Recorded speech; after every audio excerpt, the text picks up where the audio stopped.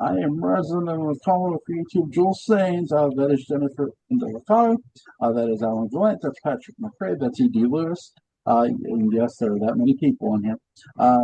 So we're here to discuss 1897 in a sense, but I got a weird question to start this show, so please bear with me. So guys, gals, what what do you all feel draws the Collins to the supernatural and the occult? Ladies first, Jennifer. Oh, no, I defer to the gentleman. Because Well, Quentin Collins is one of the most confused. His lineage is, I'm not as knowledgeable as I should be. So, Okay, we'll go to ED. oh boy. I was thinking about this earlier, and I'm not sure I can come up with an answer, maybe for individual characters, but beyond that, the only thing I can think of is something to do with the land, especially with Widow's Hill being there, Mm, the ghosts that confer. But beyond that, I don't know what draws the entire family. Patrick? different reasons for different generations. I think one of the things is it's a port of call, sort of, and so you have lots of new stuff coming in. I mean, it's not Yankton, South Dakota, where the occult is, when they have some Worcestershire sauce by the hamburger stick. No, I mean this is they're getting new stuff in, heads and glass boxes for Mother's Day and so on, and so there's availability. Now, with Isaac, your ship's bartender, and his brother, what you're dealing with is they're basically dealing with crime. They're fighting crime, and the crimes are a cult. And Yes. so, they get drawn into it by necessity from that. With Barnabas and Jeremiah, well, it's business. It's business concerns are what, bring that in. And then you've got, so it's different things. So Quentin and Desmond are the big question marks. And they just seem to be open-minded. I think they're living in a post-theological world. Really they are. And yet they're looking for explanations, and they got all these new ideas coming in, and it was all very exotic. Asia was opening up more and more as a trade partner. So I'm sure the Collinses, had business concerns there, selling ships. They said they were junk, but I don't believe it. And then that takes us to modern day. Now, by modern day, I mean 1897, when I was only 30, and there it's not until you get Quentin in the mix, and with Quentin, he's always looking for a shortcut, and that's how he sees the occult. Is it's an easy way to get something extra, and he's got this very Asian influence from his buddy Evan Hanley, who's just into weird stuff. He's got the beard. I mean, who knows what he's doing, and until he's got that sort of coming in, and of course he marries into it. He meets a beautiful gypsy girl, and they're all about that stuff. So that's kind of family business, plus an easy way out. But really, if you look at the other Edward, not until he has to fight it. Judith, she has no interest in that. Grandma, mama, she's into the fortune telling. That's just because the gypsies are there. And so by the time we get to modern day, again, other than being scared occasionally, Liz, and she's scared of so much. Rogers, yeah, he even marries one of them. He's not that whatever. So again, it has to be brought back in. David's a fanciful lad, so it's kind of a. I don't want to be a downer, but I think it's just different people, different reasons. I can't find one master narrative that says, "Oh, this is it." Yeah. Alan?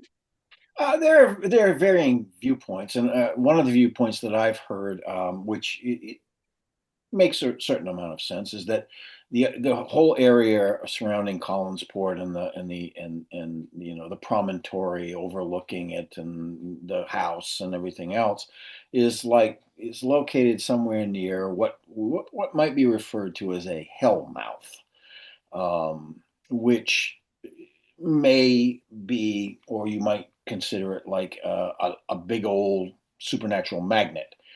Maybe it was sort of brought about by Judah Zachary's curse in the 1690s. Maybe not. Maybe that was just another step on the way.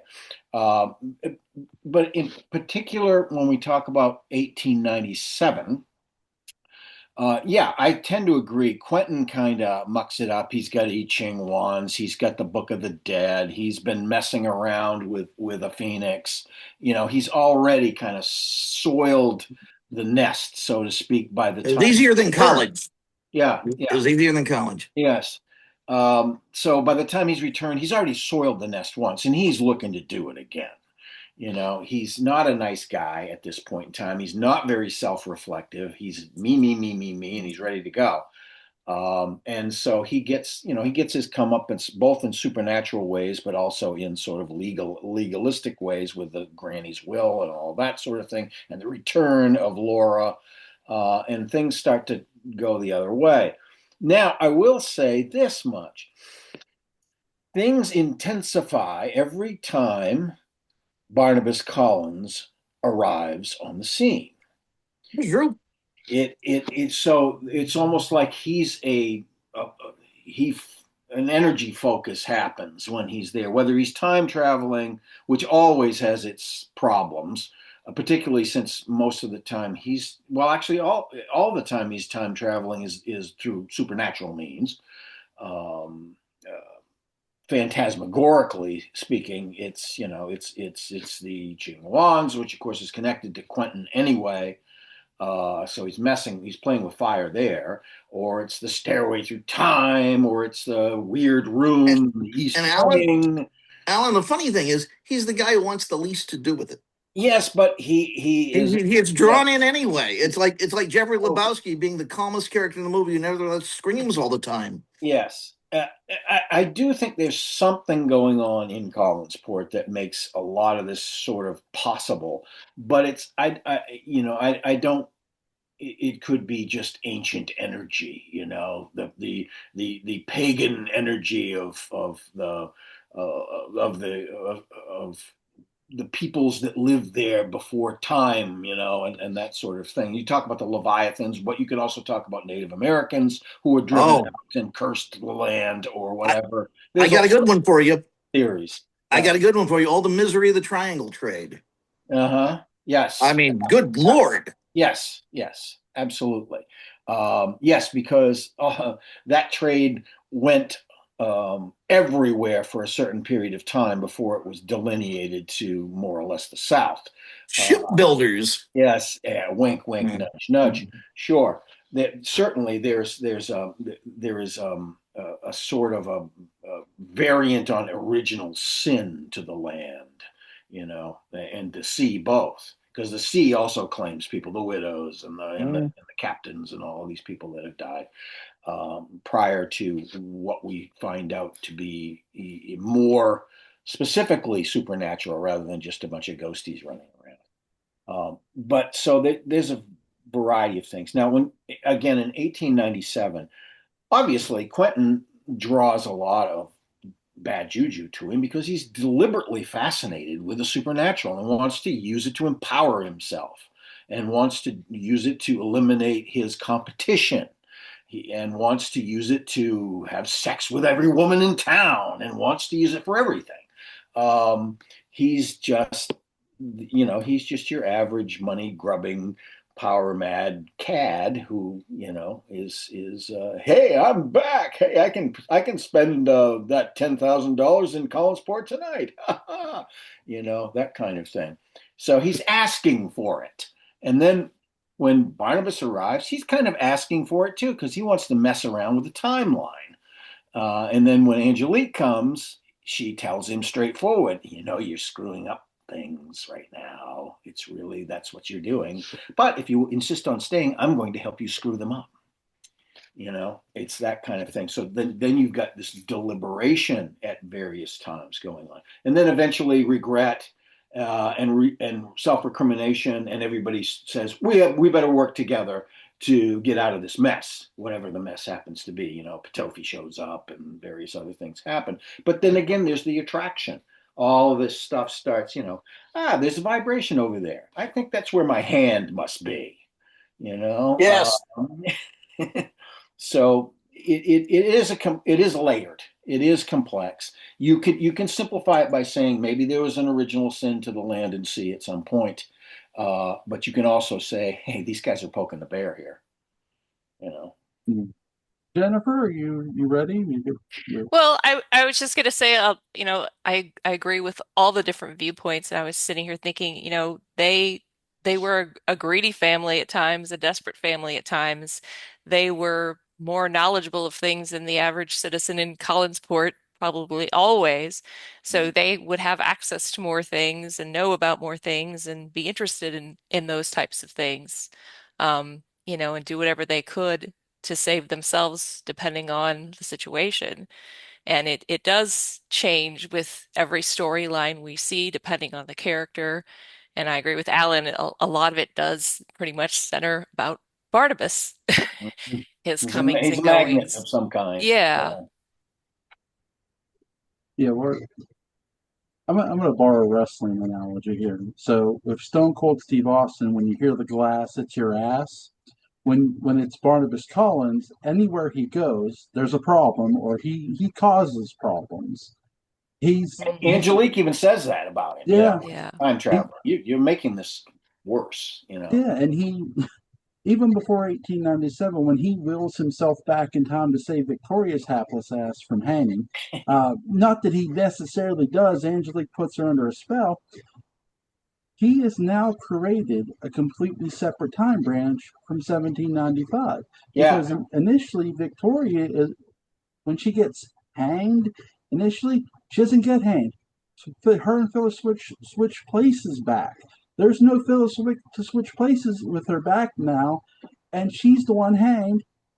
You've now created, and you notice this too, Right. because And also Natalie Dupre ends up dead when he shows up. Yeah. And that's And of course that means that Ben Stokes' life has changed because he's the one that put her down. He put her down, and he put down Forbes, the changed timeline for Forbes.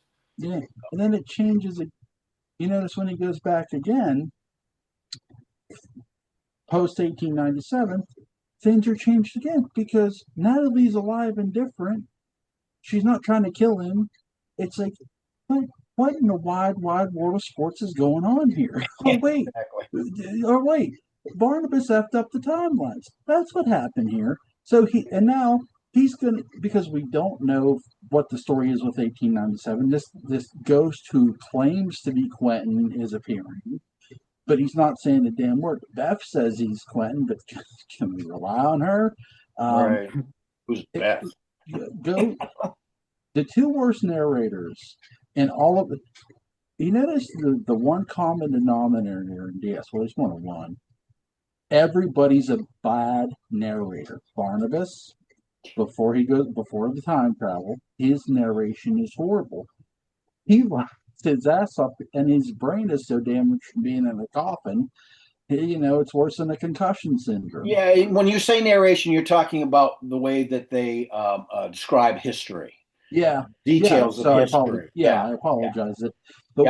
They're bad narrators about history. Yes, because they necessarily don't want to admit the truth, because again it exposes them, that includes Barnabas with Beth. Beth's not alone in this. The extremely worst narrators are the kids, because kids are always unreliable, especially when they're possessed, and B, kids love to lie. Fabulous very quickly when they're possessed. Yes.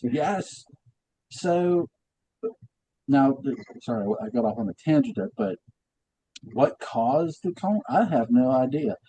I will say that I more want to know about Isaac and the journey to Collinsport itself, because there could be something else. I don't know. Yeah, that could get back to that original sin of the land or whatever. Yeah. Because I don't know. Or maybe he was a conjurer, or maybe he cut a deal with the devil or something. Who knows? Yeah. Yeah. I mean, because when you get into actual exploration, I mean, honestly, do we honestly believe that Isaac Collins is the first person to discover that? No, probably Vikings were. But Vikings, the Native yep, Americans, variety of others. He Yeah, was a Native American Viking, which is what you're leaving out that's right. Which conveniently. the original sin of the land. yes. His parents were Now, the original sin of the land. to get into the whole occult thing and supernatural aspect of Barnabas and Quentin, I will say this with Barnabas, he was somewhat curious about the supernatural because when they did the tarot cards, when Natalie Dupre was on tarot cards, he found it interesting. He even said, I did I always wanted to dabble in that a bit, but I mean we all know who his dad was. He was the biggest stick in Collinsport, and that he Sure. probably frowned upon that. But But Barnabas probably wasn't telling the full story either, because as we know from 1967, he has arcane knowledge that he yep, learned when he was in Martinique. yep. So He most likely saw it and experienced it there, and he never tells his dad. Smart move, yes, because we all know that where that would have led to. But with Quentin, Quentin is much more upfront about his occult obsessions because he has Evan Hanley who as a friend. oh yeah, The some biggest friend. thing too is with the Collinses, and you've all touched upon it, and bravo to all of you. They're a fishing family. They lived by the sea, port to port. They went a bunch of places, and we don't even know where they all went to. I mean, Joel, it was just town to town, up and Yeah, down the dial. yeah, yeah. And that's the craziest part of it all. Baby, if you ever wonder. So here's my question, because we have covered Quentin before, but we're going to cover him now with 1897. So guys, Ghost of Quentin. What were your first initial thoughts upon seeing him? What are your initial thoughts now? Jennifer, you first. I mean, he was pretty creepy. I I can't imagine being a child watching that. That was such a good story. The turn of the screw and just his, just that look that he gives, and the way he manipulates the children and all of that. I mean, it it's just a testament to David Selby, of course, as an actor because Quentin changes so much through the course of the series. Obviously, we have different versions of Quentin at different times, but yeah, that first introduction was very terrifying. ED? Uh, Definitely scary, intimidating, but something magical about him. Probably like Jennifer said, with David Selby being such a good actor.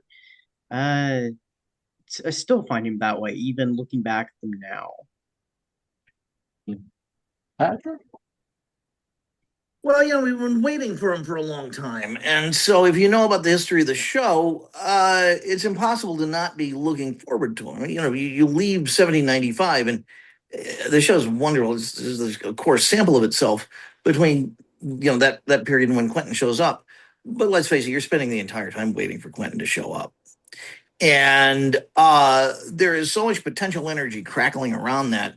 He is so many things all at once. He's imposing, he's scary, he's austere, but he's also something else. He was the abandoned boy because Carl wasn't always going to be around for him to beat up, and Edward wanted nothing to do with him, and he still is the abandoned boy when he shows up. And so, who does he work through? He works through Jameson, or through David, rather, David as the abandoned boy, and there's something wholly appropriate about that. Uh, Someone's at least paying attention to him. Someone's at least trying to help him kill his father. Things that a caring adult would have done. Yeah. So he's really stepping into the shoes of Burke Devlin, so they don't smell as much of Aqua Velva, and thank God. So, and again, it's knowing the history of the show may not do you any favors, because it's a very different way of seeing the show, and you can't scrub your brain of that.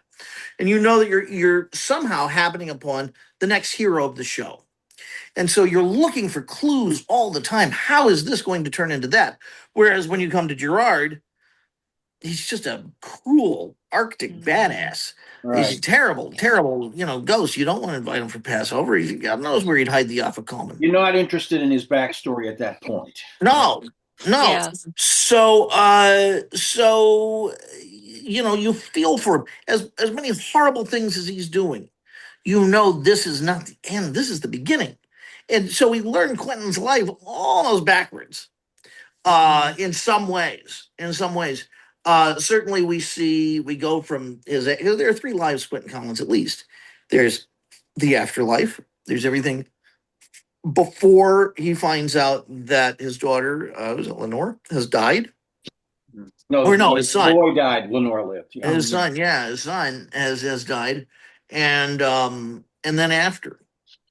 So and that's a after hell of a extends a long way. After he spends a long way. It's a hell of a trip. It's a very mixed bag. However, in terms of just visceral first responses, Selby's arresting. You can't take your eyes off him. He's got hand food that beats Ostredo. Also physically towers over everybody else. Yeah. So that's a plus as well. It's like the Superman blimp dressed up like Abe Lincoln and showed up on the set. That sounds like That sounds like one of the writers' skull sessions. Sure. Superman or Abe Lincoln? Both. Alan, what are your thoughts on Quentin? Well, first of all, I want to do a supposed backstory on this whole storyline, and that is about 13 or so weeks before Quentin shows up, Dan Curtis goes to Gordon Russell's pied-à-terre and summons all the other actors, and of course they're all sitting around on the floor with 13 ashtrays filled with stubbed out cigarettes. And hey, Alan. Well, I'm sorry. What's a pied-à-terre? Pied-à-terre? It's a place to land. Okay. It's not the place you live all the time. Salon. Yes, pied-à-terre meaning foot on the ground. That's great. I just had to know. Yeah, and apparently, I think it was Gordon Russell that had one of those because he didn't want to live where he worked because it was stressful sometimes. Anyway, and so they get together, and Gordon Russell says, "Look, I've had Violet Wells ghosting for me several times during 1968. Can I just bring her in here, and can we just pay her so that she can take two shows a week minimum?" And so this happens, and Curtis is there with his cigar and his cigarette holder or whatever the hell he's smoking that day. Maybe it's weed, I don't know. But anyway, he's going, "Hey, I just read this sort of summary of this. I read the back of the book. I read the back of Henry James's book. So I want you guys to rip this off, and don't imply too much of the sex part, towards the end of the story. But we want to possess the children. Okay, this is what we want to do. And so also Frid's complaining that he's got too much line work. So I'd get rid of the guy, but he's just too damn popular. So let's bring in somebody else to take off, some of the pressure there, so we can put this guy on vacation once in a while. And then meanwhile, Gordon Russell's going, over two of them. Wow, this is going to make writing a lot easier, And so the whole idea of Quint to Quentin is born, of course, but it goes in directions they never anticipated when they started writing out the daily, flimsies, I guess is what they used to call them, because all they were just basically generalized descriptions of where each week was going to go. And then they would hand out stuff. But anyway, so they ended up with this great writing team, bolstered by Violet Wells, who knew. She was a PR person for Broadway theaters. She wrote blurbs to promote shows that were opening. and shows that were, continuing on, and award winning. She did all that sort of thing, and turned out she was a really good dialogue person, really good dialogue person. I don't know how good she was at plotting or whether Gordon helped her with plotting or not, but she was excellent at conversational stuff. Well, And this is one of the things about Quentin that makes him so amazing. Once we're in 1897, he sticks his foot in the door, preventing Beth from closing it. And immediately the dialogue is scintillating, even in his misogyny in those opening, because you got to establish the guy's a cad. He's a total cad. But his comebacks to his sister and his brother and the help and finally Barnabas are all really scintillating. And yeah. a lot of that was really inspired by Wells when she wasn't writing it, when she got going. Well, the show had the freedom to do it. It had characters with brains and a sense of humor, and that's one, but the whole thing about 1897 as opposed to 1968, early 69 in particular, or even 1795, is its texture is completely unique. Yeah. Yeah. I was just going to point out, 6-7 years before this, The Innocents came out. Yes. And I'm sure they'd all seen that. Sure. Yeah, it's turn of the screw. It's all turn of the screw. So, yeah, and I'm sure that they probably went back and watched it again. You found somebody that had a copy of it, and it's like, hey, let's go to the New York Public Library. They got a copy of the damn thing. Yeah. And because they would do that. But it became its own unique thing. It sort of used that as a skeleton and then said, we're not going to copy it exactly. We're just going to use it as inspiration, and then just went off from there. So by the time you get to 1897, you have a fully fleshed human being in Quentin, who started out as this skeletal thing from the Innocents. Wow. Yeah. Now I'm talking about the attitude of the writers. Traditionally, yes. We'll get into that later. Yeah. I'm not talking about what he was doing or what the directors were doing or what the writers ended up doing, because it became something altogether unique. Well, I was going to talk about the fact that it's Trask. Well, that it became Trask. Yeah. Yes, absolutely. But that was. This has been argued in fandom for years. I believe it was a function of Barnabas changing the course of history rather than it was Trask all along. I don't think it was Trask when they buried him. I think it was Trask after Barnabas came back. One of those weird things. And also, there was also residual stuff. When they came back from 1897, the kids still knew who Quentin was, and they were afraid of him. So there was some weird residual stuff going on. They didn't entirely change the course of history. But anyway, back to our hero, or our anti-hero, or our villain at the beginning, Quentin. Brilliantly established as an autonomous being with no good intentions, and we begin to see how his shade, if it is indeed his shade, because some people think it might be another incarnation of Judah Zachary, but his shade, his ghost, is a reflection of all those regrets and all that desire and all those bad decisions and all that bitterness that he lived in life without the changes that would occur because Barnabas shows up.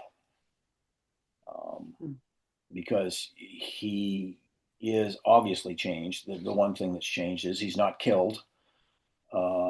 And he becomes immortal because Ptolemy shows up because Barnabas is into Magda, and Magda goes and steals the hand, and all of this stuff that sort of snowballs, that changes because of the werewolf curse, of course, and that changes that trajectory in some pretty profound ways of what it must have been when he died, basically spiritually bereft in that room in unaltered history.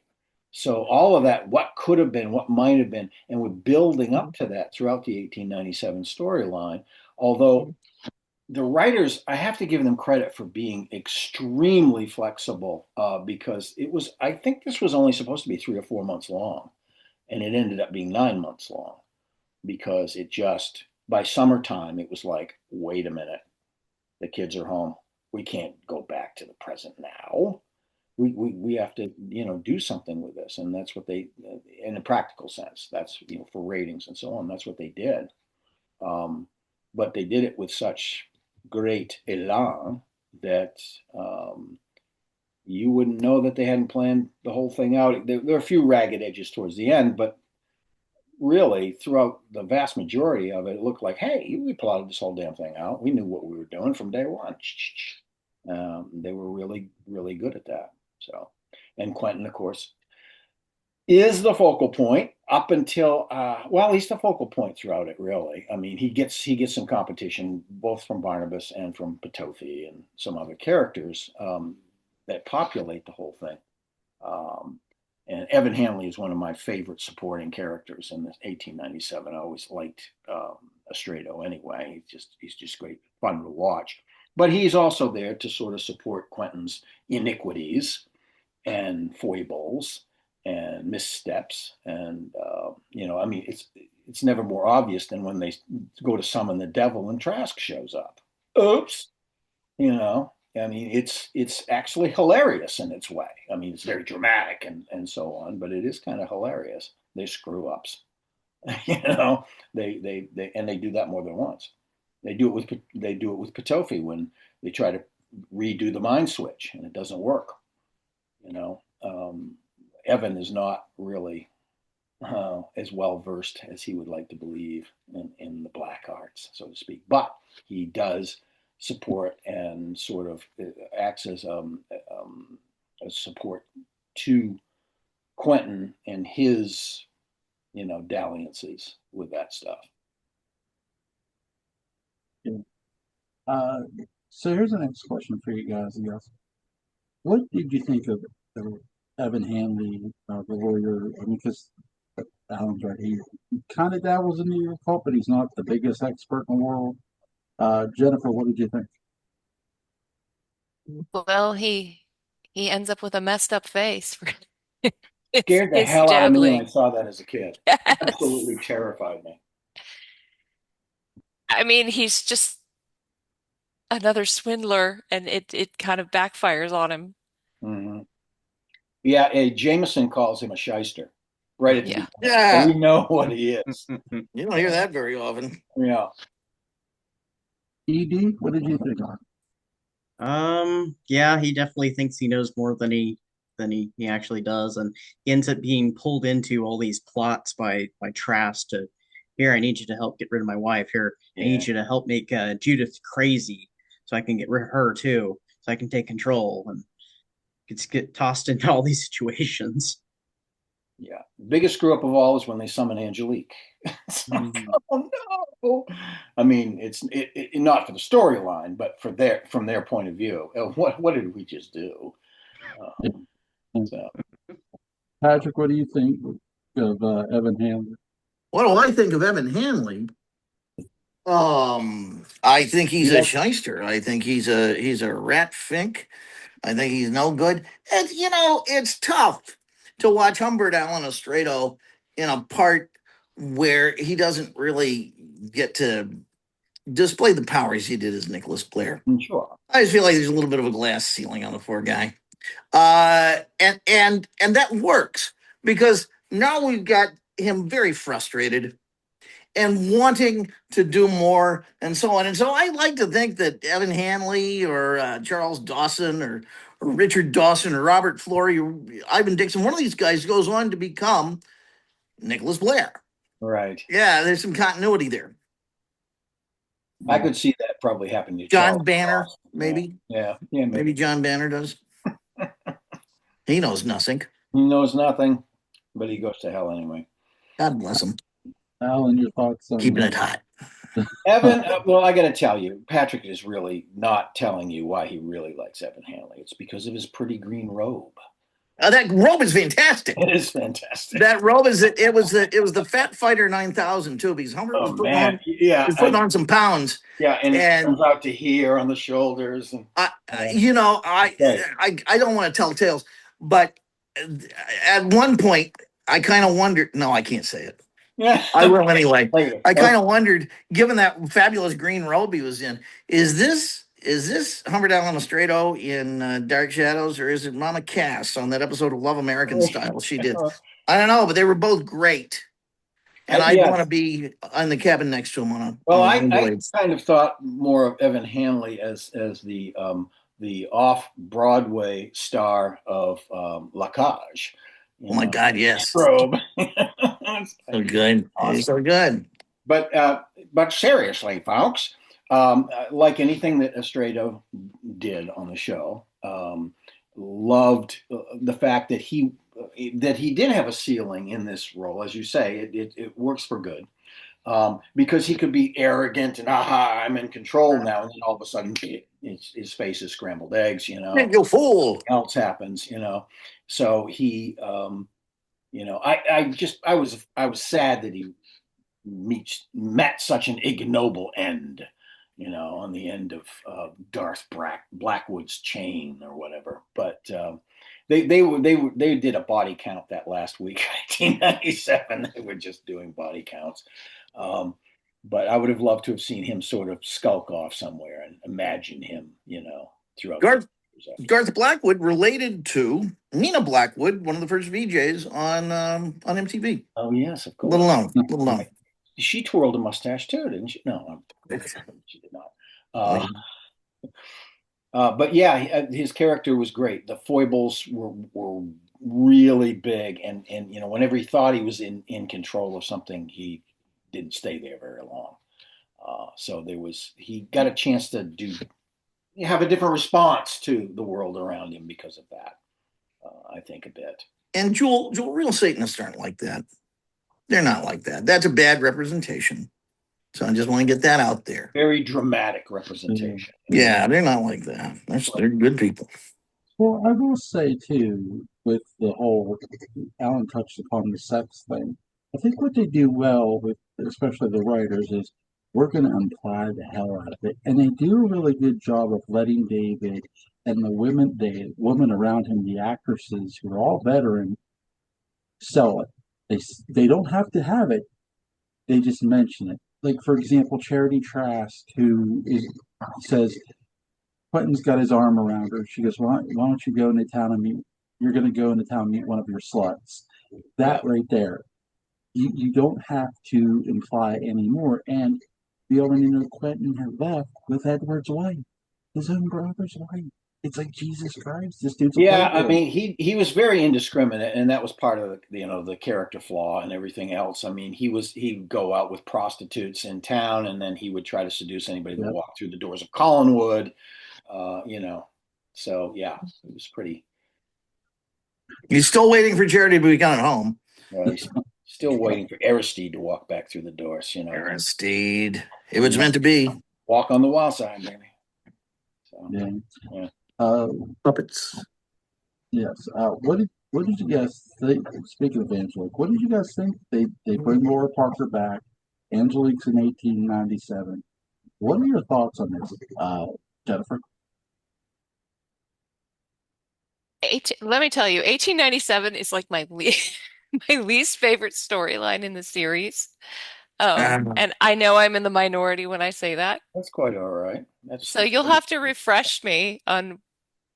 Well, Angelique comes back out of a fireplace, really, because she's called. Okay. She's called. They Quentin and Evan try to call an evil spirit up to to do their bidding against Barnabas Collins at this point, because he's got this Jones for revenge against Barnabas because he thinks Barnabas stole the will and did all this, gave it to Judith, and then blah blah blah. Anyway, so that's happening. She shows up and she shows them who's boss. She likes Quentin. She really I remember Quentin, that. but she throttles Evan with a spell to shut him up. So she doesn't have much patience for him at this point. And then she goes off, but in 1897, she's different. She's still petty at times, but she tries to Yeah. warn Barnabas about the timeline and the problems with Yeah. the timeline. And she fights against Laura, against what Laura's trying to do with the kids. So she's got like a heart for the kid, Jameson in particular. Um, and But she's also like forming alliances with Quentin and tentatively with Barnabas, and she wants to marry him. She decided, I need to get over Barnabas, so I'm going to do this. Now it's a machination. It may be mostly I want to make Barnabas jealous and blah blah. Who knows? But they never really particularly discuss that. But she's going after Quentin, and and then she becomes a real ally when Potofi shows up, Yeah. the relationships are completely different. She works with Julia when she comes back through time Mm-hmm. with the I I remember Ching, that. and their relationship is collaborative, not Yeah. competitive. Although there's a little mistrust there because what you did to Barnabas all those years, but they were working together, it's so much so that Potofi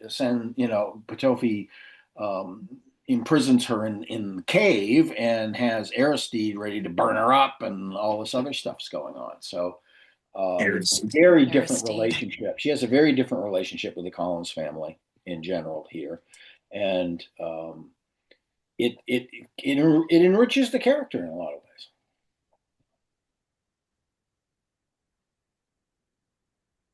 Yes. Yes. Jewel, is he there? I don't know. He's muted. He must be dealing with something right now. All right. I know. Edie, what do you have to say? I got thoughts. I want your thoughts. My mind to your mind. Well, we definitely see her as much more layered in this, which I love. And I think this has some of my favorite Angelique moments where she is going up against Laura. She's helping to cure Barnabas of his vampirism. She's working with Julia, though she still has her little thing with Julia. She still has to warn him about, well, working with Barnabas, you're gonna see, X, Y, Z, what he's really like. Um, The morning after fajita night. Oof. Yes. Good Lord. And even some of that kind of carries on into the next storyline a little bit with the Leviathans, but then she kind of reverts a little bit too before they jump to parallel time. Yeah, betrayal activates her pretty heavily into wrath. Yeah.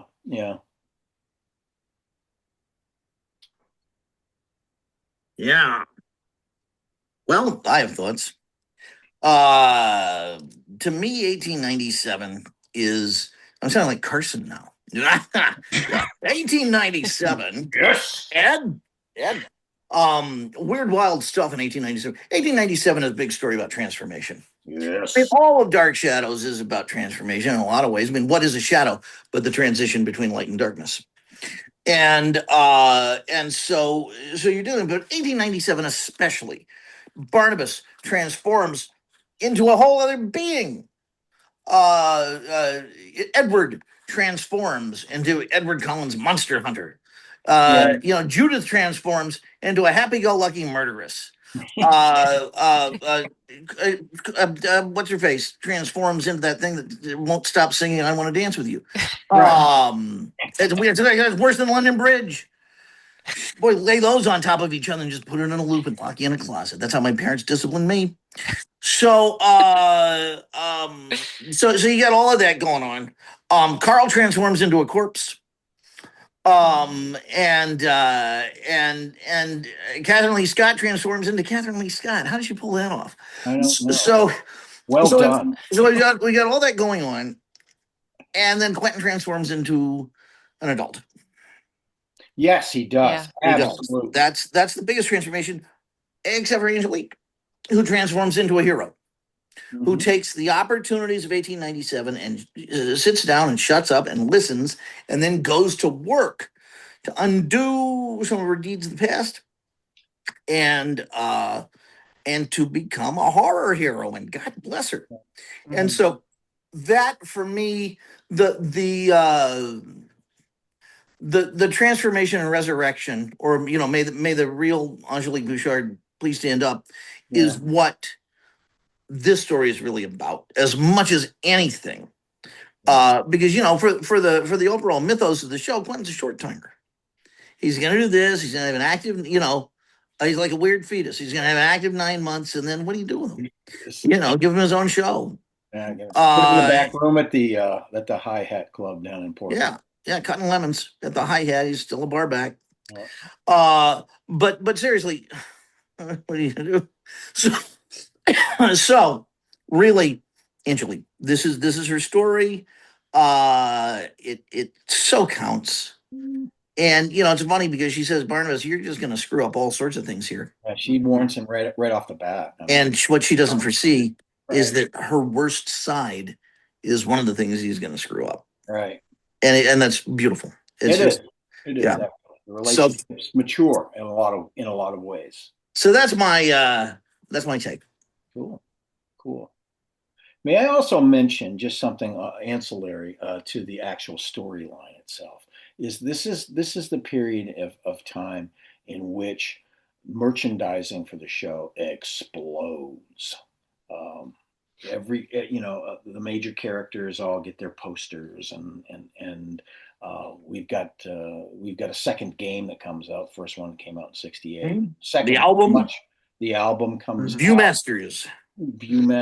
There are 2 episodes on the show that promote 2 of the songs that come out as singles. One of them from the album, and the other one is "I Want to Dance with You," which is a derivative of "I Want to Dance for You."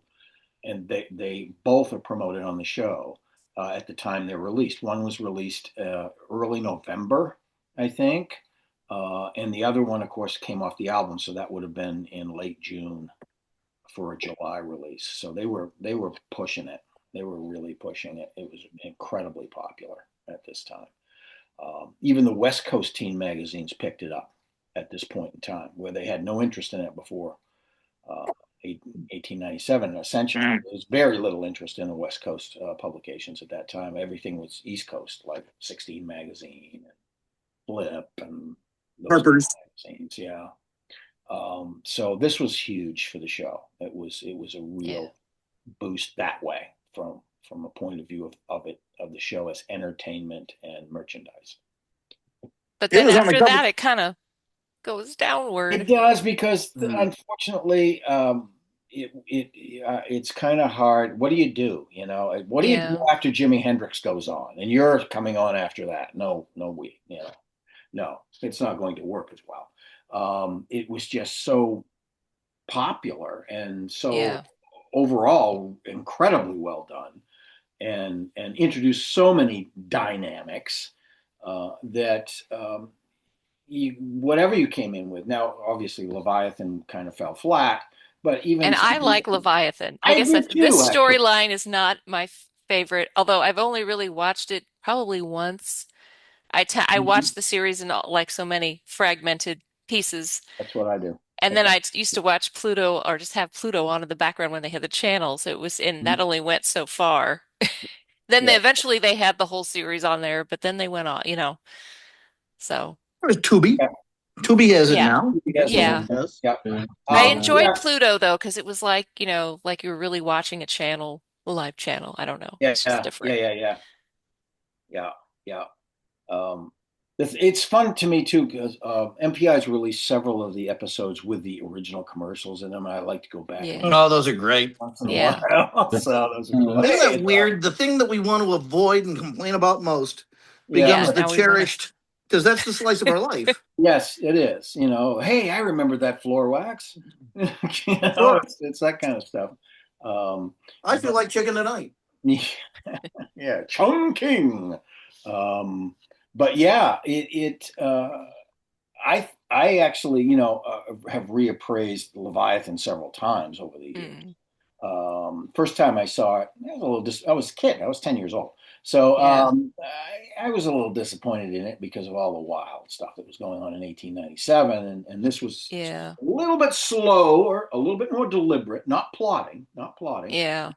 I think I tend to like the parts of the series that were in modern times, because I was born a few years after it went off the air, so I'm Sure. fascinated by by those time periods. Although Because I do that's the love path to do. 1795. Right. Well, Yeah. it all immediately becomes a period piece. That's right. Yeah. And it is. Yeah. All of it's period piece. Yeah. You know. Yeah. Yeah, it's pretty good that way. But yeah, my least favorite storyline is the last one. I just don't like Heathcliff romances. That's just me. Yeah. People love that. So, and I have nothing against that. And Yeah. apparently, It's very ratings are soap starting to opera go up. like. Yes, it was very much true to its form. And apparently, the ratings were starting to go up a little bit when it Yeah. was canceled. So apparently, people did enjoy that coming out of 1840. So, but I love 1840. I love 1897. I love 1968. God help me. I love 1967. Yeah. And 1795 isn't exactly a last choice either. I'm just most of the show. It's just that last couple of months, and maybe it's because I went through it and when the show was canceled, I go, "Is that it? Is that all there is?" Yeah. And so maybe there's a residual from that too, But as a 10-year-old, also it's like romance. Ew. Well, yeah. Pregnancy? No. Ooh, I'm a boy. Yeah. It's like I don't want that. So that's part of the prejudice there, I think, as well, from way back. But I find something about nearly the entire show that I enjoy and has real value, storytelling value. So it's a lot of But fun. yeah, now that you mentioned the Angelique and Julia alliance, I do remember enjoying Mhm. that very much. Yeah, yeah, yeah, yeah. Girls can do things too. They did. They did. Yeah. They were kind of bosses in that segment. Yeah. So Yeah. Yeah. The Leviathan arc brought a lot of heavy horror elements to even more of a horror show. You had the heavy breathing that you would hear later in John Carpenter's Halloween. They were it was very creepy. it was creepy. I like I said, I've reassessed it, and I find a lot of value in it now. So And I think too, like the whole you have a kid with powers that's dangerous and he's growing. Jeff Hawks being the ultimate form. There are a lot of shows that copied this formula here of what they're doing here. What they did with Leviathan, where it's here's one for you. Dragon Ball Z copied it with another character called Frieza. Look it up. Final form, anybody? But yeah, they say you would. I'm not saying they directly took it from DS, but in a sense, they kind of did. But that was very cool that they did it, and I liked it.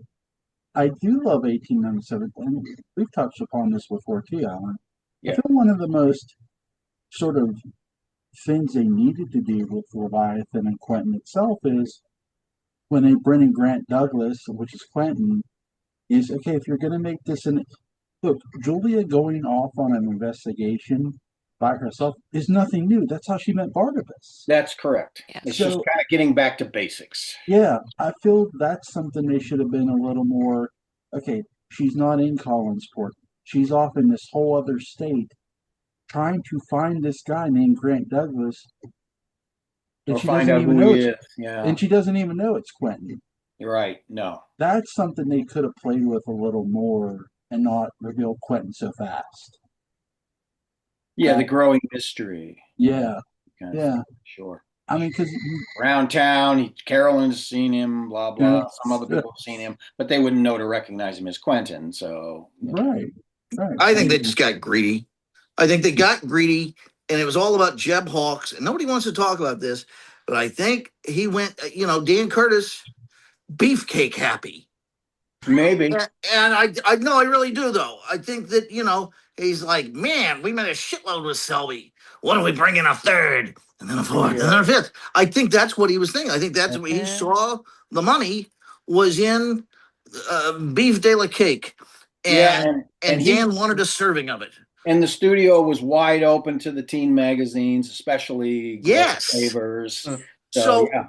So it was all about, well, how do we bring in this? We can't make him creatures from Black Lagoon. We can't bring him the Mummy. So what the hell are we going? Oh, let's make him a space serpent god thing that's scared of werewolves. But he's a total Why not? stunt muffin when he comes out of the room. Yeah. We'll give him a coat and Leather jacket. you know. Well, and they were Fred's- always competing against soap operas that, Yeah. were soap operas, Yeah. Yeah. with traditional plots. Fred's wondering what are you doing to my temples? What am I, Reed Richards? Leave these things alone. Well, there's also the whole thing where Quentin and Jeb were at each other's throats half the time. They were feuding, like Sure. the teenagers would love to see that. Okay, who's best? Who's best? Yeah, and it's Quentin, obviously. Yeah. He beats the shit out of Jeb every time they get in a tussle. True. And, It's and amazing in trivia, because at Jeb the Blue has all Whale those on tentacles. Wednesdays. I can't imagine, Jeb losing with all those tentacles, though. That's just Send him to Japan. yeah. I guess Jeb only used those tentacles to, sexually harass women. Because Oh God, I can't believe you said that. well, he was kind of that way. I mean, he was incredibly rapey. crazy. And he's his date with Carolyn. That's why Quentin had to go cater it with his fist. Yeah, seriously. Here, have a knuckle muffin. I hear you're interested in my niece. I mean, he answered the door like Frank Sinatra being greeted by Henry Silva in Manchurian Candidate. Yeah. It's true. When you come through that door, I want you to be raging. Here's a question for All you guys. I know they were doing like this whole sea serpent thing, Leviathan in a sense, but did any of the writers ever look up the term skinwalker at all? No, I doubt it. No, that wouldn't have been a thing back then. That came into vogue much later. They were on 42nd Street, my friend. Yeah. That's all I'll say. That's right. It's a Navajo legend. That's why. Yes, it is. It's It is. whole But legend they of some wouldn't. sort. They wouldn't have really probably been plugged into that. No. But they're more sort of copying Invasion of the Body Snatchers in a sense. Yes, Some of that, but there's also some of the unknown ones and all of that stuff and there's how to Marry a Millionaires and World of Henry Orient. There's a weird mix. It's the Harry Orient line that was so much worse than Leviathan. Lawrence Roman was ghostwriting on the show. Author of Hung to the Yum Yum Tree. Yes. Gig Young showed up as Elizabeth for a week. But the makeup was impeccable. You never knew. Here's a fun question for you guys. If the show, let's say hypothetically, the show would have continued. In that era, where would you like to see them continue off next? Well, eventually, with the success of Urban Cowboy, of course, Mechanical Bull. And Mickey Gilley. Mickey Gilley.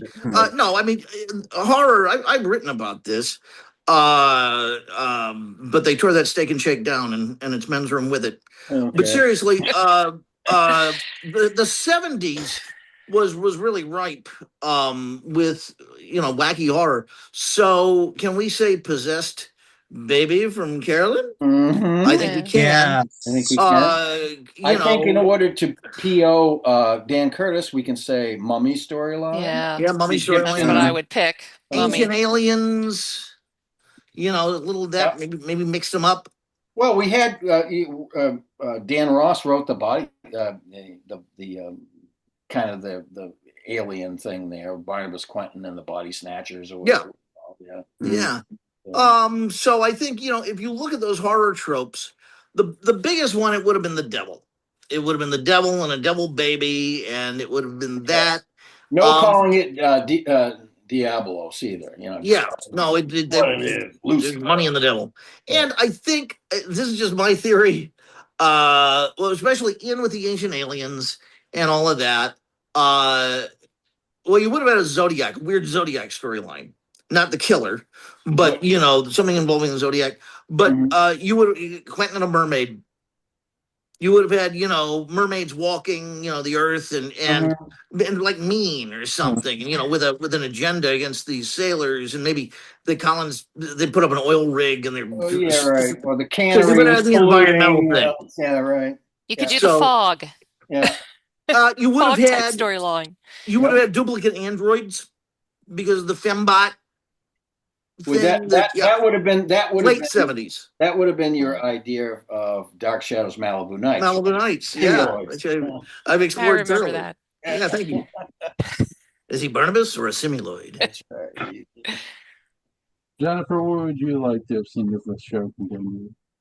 Probably the mummy storyline. That seems like something they could have easily done and just didn't quite get to. Yeah, they did it in other media, and apparently Dan Curtis wouldn't. He just says he put his foot down on that. Yeah. Wouldn't go there. He didn't want to go there. He didn't like the werewolf story. Mm. He really did not like that at all. And So he gave all the money from it to charity, I'm sure. yes, I'm sure he did. Alex Stevens, the mummy instead of the werewolf. That's right. Yes, yes. It's the incredible shrinking mummy. Yeah. Yes. He's not a very tall man. ED, what would you have liked to have seen that show continue? I would definitely like to have seen a mummy. I don't know how they would have done it. Maybe they would have taken inspiration from Bram Stoker. Even that would have been interesting. I like the whole double idea, or having a possessed child, Carolyn giving birth. Maybe something with kind of Rosemary's Baby flavor, Yep. or even do the Exorcist. Rosemary's Baby flavor. Yeah. Let's see. Is there anything you guys want to add before we get? Joel, what would you have done? Cat People, 1940s Cat Oh, People. yeah. It would have started off with a young woman who would have been in the Blue Whale, and Quentin walks in. He just thinks, oh, here's this normal looking girl, and this is where things are going to turn real dark because she dances with him, and she leans and she goes, Mr. Collins, the world's going to get a lot bigger, and you see the glowing yellow eyes, and that would be the end of the episode. To tease something bigger is coming. Yeah. So, Sounds good. If the show had lasted into the 80s, I would introduce Frank Drebin to the show, and then later the show would be off the air. Norberg. Norberg's the killer, I'm telling you. Yeah, definitely. Is there anything anybody wants to add before we go? No, this was an interesting discussion. We kind of flew far afield and came back a few times, and that's kind of the way it makes it fun, I think. Yeah. Well, it's always fun to go crazy and shadows. It's the red hour. That's right. Link to ED's YouTube channel on Nocturnal Reviews is going to be in the description box. Dark Shadows Daybook and Bound is going to be in the description box. Link to Alan Glant's YouTube channel. Collins Forge After Dark is going to be in the description box. You can get Edie on Instagram. You can get Jennifer on Instagram. You can get Alan on Facebook. Ladies and gentlemen, you have a good night. Take care. God bless. No, wisely. Bye-bye. Bye.